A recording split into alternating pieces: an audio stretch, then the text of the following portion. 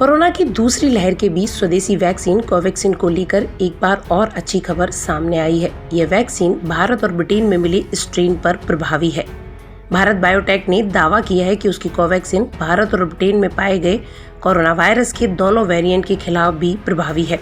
हैदराबाद स्थित कंपनी ने medical journal clinical infectious disease में प्रकाशित अध्ययन रिपोर्ट का हवाला दिया है। कंपनी ने कहा है कि भारत में मिले B.1.617 और ब्रिटेन में पाए गए B.1.1.7 वेरिएंट समेत कोरोना वायरस के सभी स्ट्रेन से कोवैक्सीन सुरक्षा प्रदान करती है। भारतीय चिकित्सा अनुसंधान परिषद ICMR और राष्ट्रीय विषाणु विज्ञान संस्थान NIV के सहयोग से यह अध्ययन किया गया था।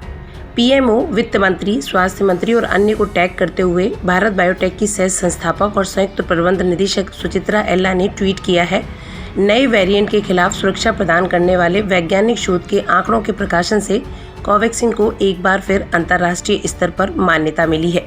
देश में जारी टीकाकरण अभियान में सीरम इंस्टीट्यूट की कोविशील्ड के अलावा भारत बायोटेक की कोवैक्सीन का सर्वाधिक इस्तेमाल हो रहा है।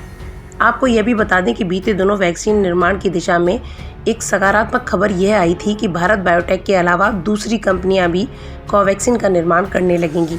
अगर ऐसा होता है तो भारत की वैक्सीन उत्पादन क्षमता में इजाफा होगा और वैक्सीन की कमी दूर होगी। लेकिन अब विशेषज्ञ जो बात कह रहे हैं वो चिंताजनक है।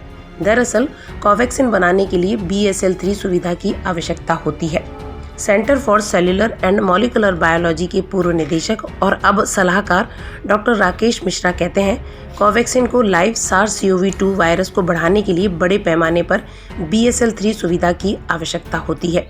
विशेषज्ञों का कहना है कि भारत में एस्ट्राजेनेका, ऑक्सफोर्ड वैक्सीन, कोविशील्ड या फिर mRNA वैक्सीन जैसे फाइजर, बायोएनटेक या मॉडर्ना का निर्माण करना आसान हो सकता है, क्योंकि उन्हें BSL-3 सुविधाओं की आवश्यकता नहीं होती। लेकिन कोवैक्सीन का निर्माण आसान नहीं है। वैक्सीन का कोई फार्मूला नहीं होता है, इसकी एक प्रक्रिया और तकनीक होती है। यहाँ तक कि यह तकनीक अगर दूसरों को मिलती भी है तो उन्हें अनुकूल होने और उत्पादन शुरू करने में कम से कम 6 से 8 महीने से 1 साल तक का समय लगेगा, क्योंकि BSL-3 सुविधा के सत्यापन में ही 3 से 6 महीने लगेंगे। साथ ही लोगों को लाइव वायरस से निपटने के लिए कम से कम 6 महीने की ट्रेनिंग भी देनी होगी।